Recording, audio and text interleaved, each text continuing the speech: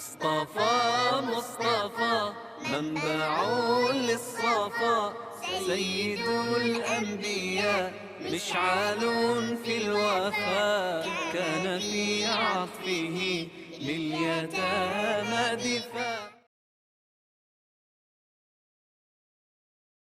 میں تورات میں ایک دفعہ پڑھ رہا تھا کہ میرے بندے تو اس وقت کہاں تھا جب میں زمین اور پانی میں صلح کروا رہا تھا. ابھی ہمارے روزمرہ کا مشاہدہ ہے، یہ ایسے جنم جنم کے بیر رکھنے والی دو مخلوقات ہیں جن میں کبھی آج تک تعلق نہیں بن سکا. پانی کا جگ خشک زمین پہ پھینکے تو اس کی رگیں چوس کر پانی کا وجود ختم ہو جاتا ہے، اور کچی مٹی کے ڈھیلے کو تالاب میں پھینکے تو پانی اس کے تالاب کو ریزہ ریزہ کر کے ڈیزالو کر کے ختم کر دیتا ہے. تو تورات میں لکھا ہوتا ہے میرے بندے تو اس وقت کہاں تھا جب میں نے زمین اور پانی کو صلح کرایا. آج ہم جب پانی نکالتے ہیں تو واٹر لیول کہیں 60 گز پہ ہے، کہیں 70 گز پہ ہے، کہیں 200 گز پہ ہے، لیکن زمین کے ہر مقام پر پانی ہینڈ پمپ کے ذریعے اور ٹیوب ویل کے ذریعے اور کنوؤں کے ذریعے نکل آتا ہے. کون ہے جس نے زمین کو لوہے کی طرح سخت نہیں بنایا، ریشم کی طرح نرم نہیں بنایا، آگ کی طرح گرم نہیں بنایا اور برف کی طرح ٹھنڈا نہیں بنایا، رہنے کے قابل. جس طرح ماں بچے کے لیے ایک جھولا بنا دیتی ہے. انسان آج بھی میں ایک ڈاکٹر کے پاس بات کر رہا تھا کچھ دن پہلے، میں نے کہا واک کرنے کے لیے کیا ضروری ہے؟ اس نے کہا واک کرنے کے لیے انٹینشن ضروری ہے، نیت ضروری ہے کہ میں واک کرنے کے لیے جا رہا ہوں. ایک آدمی گھر سے دفتر جاتا ہے تو پیدل چلا جاتا ہے، اس کے ذہن میں دفتر جا رہا ہوں. ایک آدمی گھر سے آفس جاتا ہے یا گھر سے دکان پہ جاتا ہے، اس کے لاشعور میں ہے کہ میں دکان پہ جا رہا ہوں. واک کی جو بنیادی نفسیات ہے وہ یہ ہے کہ میں سیر کرنے کے لیے جا رہا ہوں. اس میں دفتر نہ ہے، اس میں دکان نہ ہے، اس میں ملازمت نہ ہے، اس میں گپ شپ نہ. ذہن کے سارے گوشے یہ کہیں کہ ہم واک کرنے کے لیے. میں نے کہا فرسٹ سیکنڈ ون کیا ہے؟ اس نے کہا دوسری چیز واک کرنے کا ضروری ہے کہ کچی مٹی پہ واک کرو، پتھر پہ نہ کرو، ٹائلوں پہ نہ کرو، ٹف ٹائل پہ نہ کرو، کچی ٹائل پہ نہ کرو. اس سے گوشت اور ہڈیاں جدا ہو جاتی ہیں، بیچ میں درد شروع ہو جاتا ہے. اللہ کہتے ہیں کون ہے والارض، جس نے زمین کو اتنا خوبصورت بنایا ہے کہ ہل چلا لیتے ہو، بیج نہ سا بیج ہوتا ہے برسن کا، مکئی کا، وہ اس کو پھاڑ کے بہر آ جاتا ہے. اور پھر اگر وہ ریشم کی طرح نرم ہوتی یا لوہے کی طرح سخت ہوتی یا پانی کی طرح سیال ہوتی یا سورج کی طرح گرم ہوتی تو زندگی گزارنا کتنا مشکل ہو جاتی. اس میں کتنی خوبصورت. اللہ کہتا ہے یہ بتاؤ یہ زمین تمہارے پاؤں کے نیچے ہے، مٹی پہ بارش کے چھینٹے پڑ جائیں تو ہلکی ہلکی سوندھی سوندھی خوشبو بھی آتی. تم زمین کی خوشبو سونگھتے ہو، زمین کا سینہ شک کر کے نکلتے ہو، گلے گلزار دیکھتے ہو، پھول پتے رنگ سبزیاں دیکھتے ہو. زمین کو تم پاؤں سے مس کرتے ہو، اس پہ آلتی پالتی مار کے بیٹھتے ہو، اس پہ تعمیرات کھڑی کرتے ہو. اللہ کہتے ہیں یہ زمین کا سٹرکچر اور زمین کا میٹیریل اور زمین کا ڈیزائن اور زمین کی خوبصورتی اور زمین کی تھکنس اور زمین کی چوڑائی اور زمین کی لمبائی. پھر آگے جو جیولوجسٹ اس میں فردر ڈیٹیل کرتے ہیں کہ زمین گھومتی بھی ہے، جھومتی. وہ کہتے ہیں 5 قسم کی حرکتیں زمین کرتی ہے. ممکن ہے 5 ہوں یا 6 ہوں، یہ وقت کے ساتھ ساتھ جیولوجسٹ اس میں فردر تحقیق کرتے چلے. زمین میں کش شکل ہے جو چیزوں کو اپنی طرف کھینچ لیتی ہے. پھر زمین ایک تھوڑی سی جھکاؤ کے میل پہ کھڑی ہے جس کی وجہ سے موسم آتے جاتے رہتے ہیں. پھر زمین گھومتی ہے، جھومتی ہے، بھاگتی ہے 1000 کلومیٹر فلاں فلاں. تو یہ زمین کے اندر ایک خوبصورت میکنزم اور سسٹم، جیسے موسم آتے ہیں، دن رات آتے ہیں، گرمی سردی آتی ہے، دھوپ چھاؤں آتی ہے، زمین کی زرخیزی قائم رہتی ہے. اور بے رنگ زمین سے رنگ نکلتے ہیں، بے ذائقہ زمین سے ذائقہ نکلتے ہیں، بے خوشبو زمین سے خوشبوئیں ایسے نعرے مارتی ہوئی نکلتی ہیں، موتیے کے روپ میں، گلاب کے روپ میں رنگ نکلتے ہیں نفیس. یہ کون بناتا ہے؟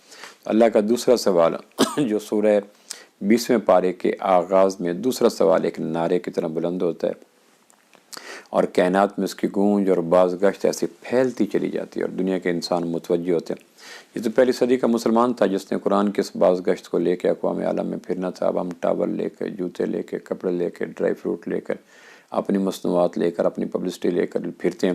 لیکن وہ جو قرآن کا پیغام تھا کہ دنیا کے انسانوں کے کانوں میں یہ بات ڈالو کہ کم نصیب انسانوں، تم اندھے ہو، بہرے ہو، گونگے ہو، پھر بھی زمین تمہارے پاؤں کے نیچے ہے، گھر تمہارا زمین پہ ہے، فصلیں تمہاری زمین پہ ہیں، پانی تمہارا زمین کے نیچے ہے، شب و روز تمہارے زمین پہ گزرتے ہیں، ماہ و سال تمہارے زمین پہ گزرتے ہیں. منہا خلقناکم وفیہا نعیدکم ومنہا نخرجکم تارۃ اخری. اسی سے نکلتے ہو، اسی میں جاؤ گے، اسی سے نکالے جاؤ گے. تو تمہارے گرد پہ زمین، تو اس زمین کا کبھی خالق ہے یہ سوچا؟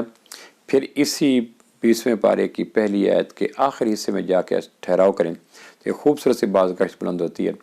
اور وہ کہ الہم مع اللہ. اللہ کہتا ہے یہ زمین کی گھومنا، جھومنا، بھاگنا، نرمی، پاکیزگی، گروتھ، نمود، نشو و نما، ذائقے، حسن، یہ تو میں نے رکھے. تم دنیا کے اندر گھومو پھرو، دنیا اب گلوبل ولیج بن چکی ہے، موبائل کے روپ میں تمہاری مٹھی میں 6 بر اعظموں کا رابطہ آ چکا ہے۔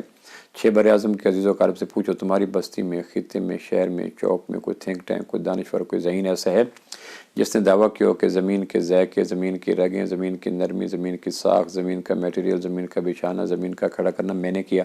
تو یہ کائنات کا سب سے بڑا دیوانہ پن ہوگا، مجنون پن ہوگا، پاگل پن ہوگا، اور صدیوں کے مجنون اور دیوانے اس شخص کے پاسنگ میں نہیں آ سکتے جو یہ کہے کہ زمین میں نے ڈیزائن کی۔ اور اس سے بڑا پاگل کون ہوگا جو کہ از خود بن گئی۔ ایک کاغذ پہ ایک نقشہ از خود بن نہیں سکتا۔ زمین جو تمام حکمتوں سے لبریز ہے، دانائیوں سے لبریز ہے، ذائقوں سے لبریز ہے، انسانی ضروریات سے معمور ہے، وہ از خود بن جائے، بگ بینگ تھیوری ہو، زمین پہ بلاسٹ ہو، زمین نیچے آ جائے، سورج اوپر جائے، یہ کس قدر اہم کہنا، وہ کتنے نادان انسان تھے جن کو دانش نے چھو کے نہ گزری، کہ جنہوں نے یہ کہا تھا کہ دھماکے کے نتیجے کے طور پر ایک سیارہ زمین بن گیا، وہ وقت کے ساتھ ٹھنڈا ہوتا گیا، نیچے گرم ہے، لاوے پک۔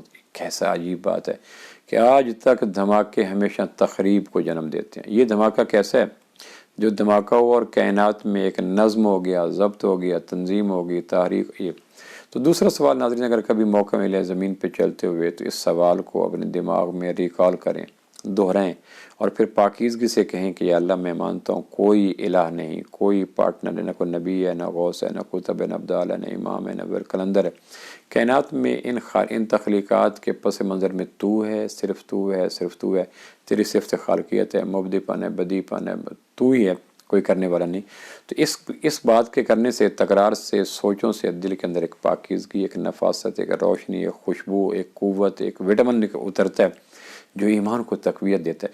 پھر یہ ایمان آنکھوں کو جھکاتا ہے، زبان کو پاکیزگی پہ لاتا ہے، دماغ میں اجلے خیالات لاتا ہے، ایک دوسرے کے آداب اور حقوق و فرائض کا احترام کرتا ہے۔ تو یہ توحید کا دوسرا سوال جو میں نے کہا تھا، اثبات توحید اور رد شرک، اس کا دوسرا خوبصورت سوال، دنیا کے بڑے سے بڑے مہا مشرک، اعتقادی مشرک، علامتی مشرک، نظری مشرک، اس سے پوچھو زمین کس نے بنائی، تو وہ چپکے سے جواب دے گا تو اللہ کے علاوہ کوئی جواب اس مقام پہ فٹ نہیں آتا۔ اور صدیوں قبل قرآن کا حسن دیکھیں اور خالق کائنات کے کلام کی بلاغت دیکھیں کہ آج بھی دنیا کا کوئی مشرک اس سوال کے جواب میں کسی دور کا، نہ کوئی یونان نے بنائی تھی، چین نے بنائی تھی، جاپنیز نے بنائی، نہیں، کہتے ہیں اللہ نے بنائی۔ تو جب اللہ کہتا ہے جب میں نے بنائی ہے تو اس میں نقص دکھاؤ، اس میں کمی دکھاؤ، اس میں ذائق دکھاؤ، اس میں کجی دکھاؤ، اس میں ٹیڑھا پن دکھاؤ، کوئی نہیں۔ یقین جانے ناظرین، ایمان کی مضبوطی کے لیے اس چیز کا اعادہ زمین پہ چلتے ہوئے کہا کرے میرے خالق تو نے زمین بنائی، شکر ہے تو نے پتھروں کی طرح سخت نہیں بنائی، لوہے کی طرح مضبوط نہیں بنائی، ریشم کی طرح نرم نہیں بنائی، پانی کی طرح سیال نہیں بنائی، تندور کی طرح گرم نہیں بنائی، برف کی طرح ٹھنڈی نہیں بنائی۔ زندگی کتنی عذاب بن جاتی ہے۔ اللہ مجھے اور آپ کو ان پاکیزہ خیالات کو، تصورات کے جھونکوں سے اپنے من کی دنیا میں اتار کر یقین اور ایمان کی شمع کو فروزاں کرنے کی توفیق نصیب فرمائے۔ جب یقین مضبوط ہوگا تو الف اللہ چنبے دی بوٹی مرشد من میری وچ لائی ہوں، پھر اندر ایک خوشبو آتی ہے، پھر وہ خوشبو حیا پیدا کرتی ہے، وفا پیدا کرتی ہے، ایثار پیدا کرتی ہے، ایک دوسرے کے خیال کا جذبہ پیدا کرتی ہے۔ اللہ کریم مجھے اور آپ کو ان سوالوں کے جواب میں وہی بات کہنے کی توفیق دے جو قرآن چاہتا ہے کہ اللہ تو ہی خالق ہے آسمانوں کا اور تو ہی خالق ہے زمینوں کا۔ السلام علیکم ورحمۃ اللہ وبرکاتہ۔